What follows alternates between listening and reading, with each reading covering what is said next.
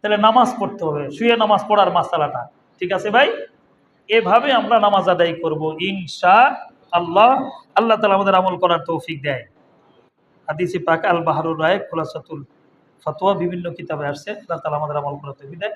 আত্মপ্রচার আমাদের সমস্ত আমলকে ধ্বংস করে। আজকের যে কথাগুলো বললাম, দুইটা কথা। প্রথম নম্বর হলো, আমি জান্নাতুল ফেরদাউসের মেহমানদারি পাবো যদি আমি কি করি, সহি ঈমান এবং সহি নেক আমল নিয়ে কবরে যেতে পারি। এটা হলো প্রথম। আর দ্বিতীয় দফায় গেছে, আল্লাহ তাআলা বলেন আল্লাহর সাথে সাক্ষাৎ করতে পারবে, আল্লাহর কুদরতি হাত থেকে সরাসরি তুমি পুরস্কার পাবে। দুইটা কাজ করবে, এক নম্বরে নেক আমল করবে, দুই নম্বরে রিয়া থেকে মুক্ত থাকবে, শিরিক থেকে মুক্ত থাকবে, গোপন শিরিক থেকে মুক্ত থাকবে। লোক দেখানোর উদ্দেশ্যে কোনো ইবাদত করা যাবে না। আজকের আলোচনার এই চারটি বিষয় আল্লাহ তাআলা আমাদের সহিভাবে আমল করার তৌফিক দেয়। জোরে বলি আমিন। সম্মানিত দিনী ভাইরা, আমরা বেশি বেশি নেক আমল করব, দেখে দেখে কোরআন এবং সুন্নাহ অনুযায়ী নেক আমল করব। আজকে একটা নেক আমলের কথা বলি। একটা দোয়া আছে, রব্বিগফিরলি ওয়ালি ওয়ালিদাইয়া ওয়ালিল মুমিনিনা ইয়াউমা ইয়াকুমুল হিসাব। আল্লাহ তুমি আমারে ক্ষমা করো, আমার মা বাবারে ক্ষমা করো, দুনিয়ার সমস্ত মুমিন মুসলমান যারা আছে সবাইরে মাফ করো, বিশেষ করে হিসাবের দিন, কিয়ামতের দিন। সুবহানাল্লাহ। এই আয়াত, কোরআন শরীফের আয়াত, এটা দোয়া স্বরূপ যারা পড়বে, দুনিয়াতে যত মানুষ আছে সমস্ত মানুষের সংখ্যা পরিমাণ নেকি আল্লাহ তাকে দান করবে, তার মা বাবার আমলনামায় লিখে দিবে।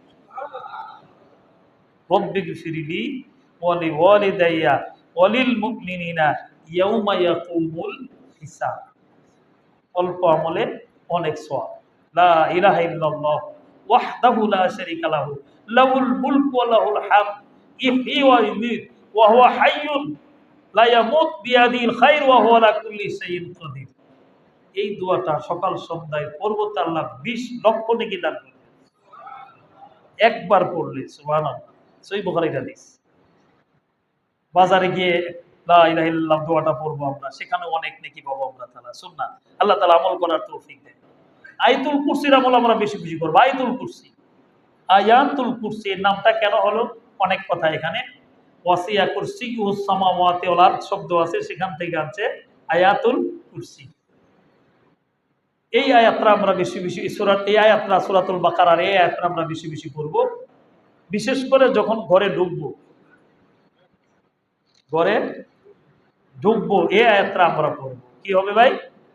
ঘরে যখন ঢুকবো, এই আয়াতটা যখন পড়বো, লাভ হবে কি, আমার সাথে শয়তানও ঢুকতে পারবে না, দারিদ্রতাও ঢুকতে পারবে না। শয়তান কয় ঘরটা আমার জন্য, আমার থেকে ঘরটা নিরাপদ হয়ে গেল। শয়তান কি কয়, আমার থেকে ঘরটা, মানে বাইরে থেকে ঘোরাফেরা করে আসছেন, আপনার সাথে শয়তানও ঢুকবে না, দারিদ্রতাও ঢুকবে না। কি পড়তে পড়তে ঢুকবো? আয়াতুল কুরসি। প্রত্যেক ফরজ নামাজের পরে আছে, অনেক হাদিসে আসছে এই হাদিস, প্রসিদ্ধ হাদিস। প্রত্যেক ফরজ নামাজের পরে সালাম ফিরিয়ে যে দোয়াগুলো আছে তার সাথে আয়াতুল কুরসি পড়ো। মৃত্যু ছাড়া তোমার আর কোনো সমস্যা দুনিয়া আখিরাতে থাকবে না। জান্নাতে যাইতে একটা মাত্র বাধা, তুমি মরবার জান্নাতে যাও। সুবহানাল্লাহ।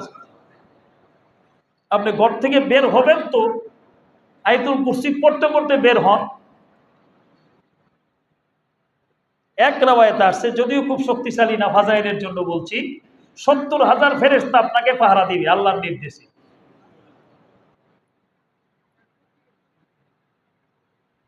আয়াতুল কুরসির আমল আমরা বেশি বেশি করবো, আল্লাহ তাআলা আমাদের আমল করার